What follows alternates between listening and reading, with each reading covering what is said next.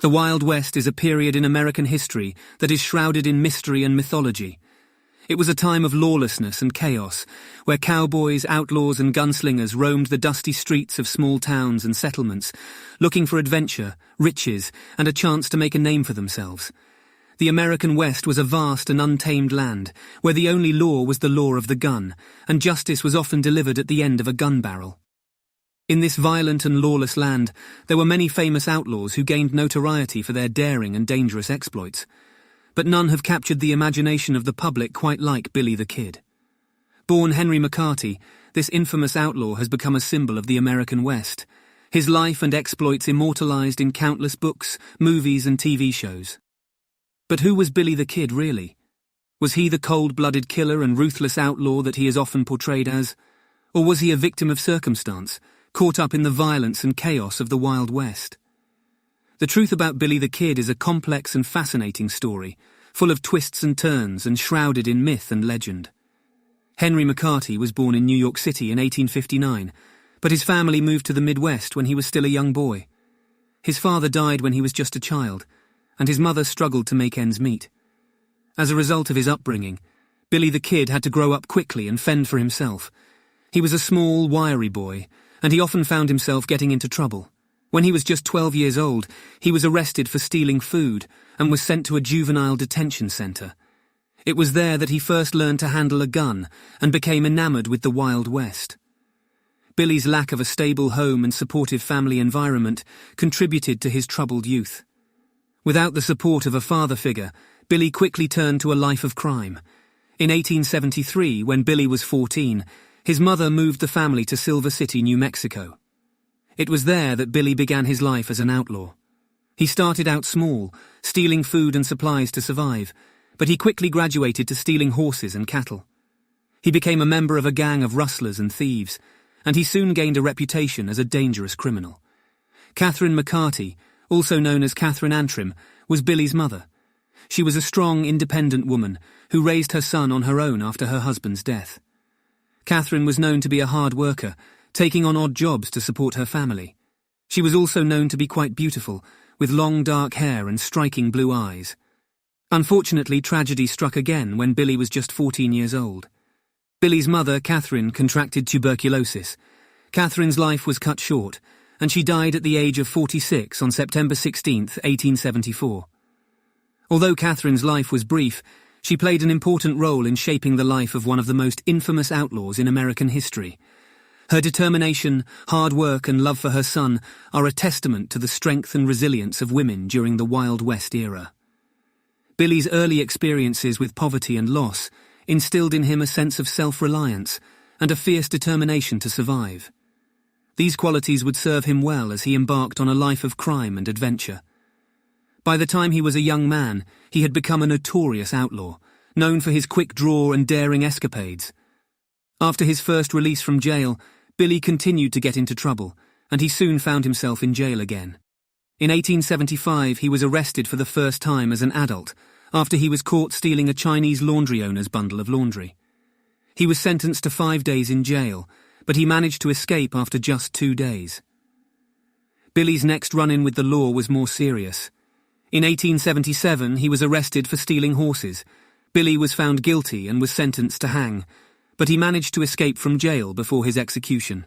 This was a turning point in Billy's life, as he realized that he could not continue to live as an outlaw forever. Despite his troubles with the law, Billy was a likable and charismatic young man. He was known for his quick wit and his ability to charm people, even those who were supposed to be his enemies. This helped him to evade capture for many years, and it also made him a legend in his own time. Billy the Kid's time in jail was not easy, but it did not break his spirit. He was a resilient and determined young man, and he was always looking for a way to escape his situation. His experiences in jail helped to shape his personality and his outlook on life, and they also contributed to his reputation as a dangerous and unpredictable outlaw. This wasn't the last time that Billy would be sentenced to prison. Billy took his first life during the Lincoln County War. The Lincoln County War was a complex and violent conflict that took place in New Mexico between 1878 and 1879. At its core, the conflict was a power struggle between two rival factions of cattle ranchers who were vying for control of the lucrative cattle business in Lincoln County. On one side was the faction led by James Dolan, a powerful and wealthy businessman who controlled many of the county's businesses and had close ties to the local government. On the other side was a faction led by Lawrence Murphy, another wealthy businessman who had his own interests in the cattle trade. Billy the Kid, who was still a teenager at the time, found himself caught up in the conflict. He had been working for John Tunstall, a wealthy Englishman who had moved to the area and was attempting to establish his own cattle ranch. Tunstall had aligned himself with a group of local business people who were opposed to the Dolan faction, including Alexander McSween, a lawyer who had become Tunstall's close friend and advisor. Tensions between the two factions came to a head in February 1878, when Tunstall was murdered by men believed to be working for the Dolan faction. The murder set off a chain of violent events that became known as the Lincoln County War. Billy the Kid, along with several other young men who had worked for Tunstall, vowed to avenge his death and joined up with McSween's faction. Over the next several months, there were numerous clashes between the two factions, with both sides engaging in acts of violence and retaliation. Billy the Kid quickly gained a reputation as a skilled gunman and a daring fighter, and he became one of the most feared members of McSween's faction. In one notable incident, he and a group of men stormed a local jail and freed several of their comrades who had been imprisoned by the Dolan faction.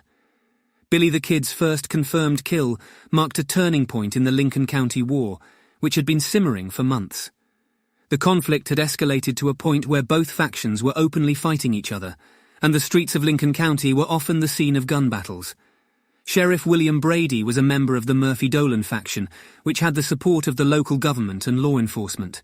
Brady had been involved in the arrest and imprisonment of several members of the Dolan faction, including Billy the Kid's mentor, John Tunstall. This had only served to further escalate the tensions between the two groups. On April 1, 1878, Sheriff Brady and his deputy, George Hindman, rode into the town of Lincoln with the intention of arresting Billy the Kid and his associates. Billy was warned of their arrival, and along with a group of other men, ambushed Brady and Hindman as they rode into town. In the ensuing gunfight, Brady was shot and killed, while Hindman managed to escape with his life. The killing of Sheriff Brady was a significant victory for the Dolan faction, and Billy the Kid quickly became one of their most valued members. However, it also marked a turning point in the violence of the Lincoln County War. The governor of New Mexico, Lew Wallace, declared martial law and sent troops to quell the violence. Many members of the Dolan faction were captured, including Billy the Kid, who was arrested for the murder of Sheriff Brady. Billy was held in the Lincoln County Jail for several months while he awaited trial. During this time, he made several attempts to escape, including one infamous incident where he killed 2 deputies and escaped from the jail. He was eventually recaptured and brought back to the jail, where he was kept under tight security.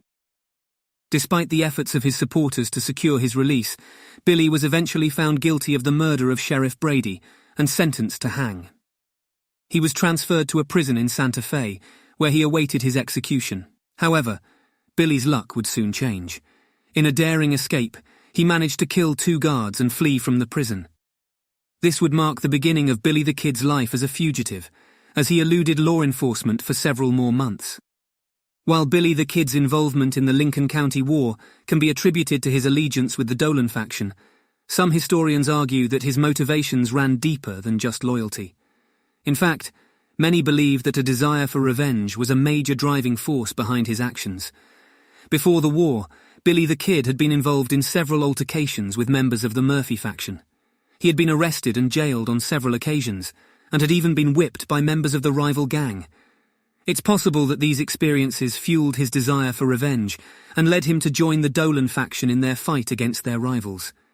In addition, the murder of John Tunstall may have also played a role in his decision to join the conflict.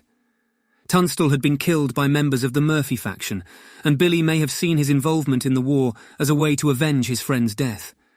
It's important to note, however, that not all historians agree on Billy the Kid's motivations during the Lincoln County War. Some argue that his actions were simply a product of the violent and lawless times in which he lived, and that he was simply a young man looking for excitement and adventure. The pursuit of Billy the Kid by Sheriff Pat Garrett and his men was a tense and dangerous affair. Garrett had been appointed sheriff of Lincoln County, specifically to capture Billy the Kid and bring him to justice. He and his posse relentlessly pursued the outlaw, tracking him through the rugged terrain of the New Mexico desert. Finally, on July 14, 1881, Garrett and his men caught up with Billy the Kid at a small ranch near Fort Sumner, New Mexico.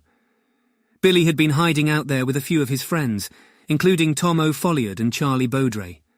The group had been spending their days playing cards and drinking whiskey, unaware that they were being hunted. When Garrett and his men arrived, a shootout ensued. Billy and his friends managed to escape from the ranch, but they were pursued by Garrett and his posse.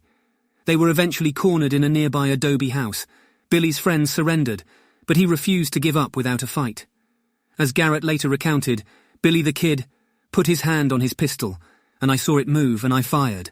The shot hit Billy in the chest, killing him instantly. He was just 21 years old. Despite his violent and criminal past, Billy the Kid has become a romanticized figure in American history, his image synonymous with the rough-and-tumble era of the Wild West. In the decades following his death, countless myths and legends have sprung up around him, adding to his enduring mystique. Some stories depict him as a Robin Hood-like figure, stealing from the rich and giving to the poor, while others paint him as a ruthless killer, feared by all who crossed his path. The truth about Billy the Kid is likely somewhere in between, a complex and nuanced character, shaped by the harsh realities of life in the Wild West. Despite his short life, Billy the Kid's impact on American popular culture has been immense. His image has graced everything from comic books and video games to coffee mugs and t-shirts. His name has been used to sell everything from whiskey to hot sauce, cementing his status as a true American icon. But beyond the mythology and legends, the story of Billy the Kid remains a fascinating and important chapter in American history. His life and death offer us a glimpse into a time and place where the rules were different, where violence and lawlessness were often the only means of survival. His legacy continues to resonate with Americans today, a testament to the enduring fascination with the Wild West and its larger-than-life figures.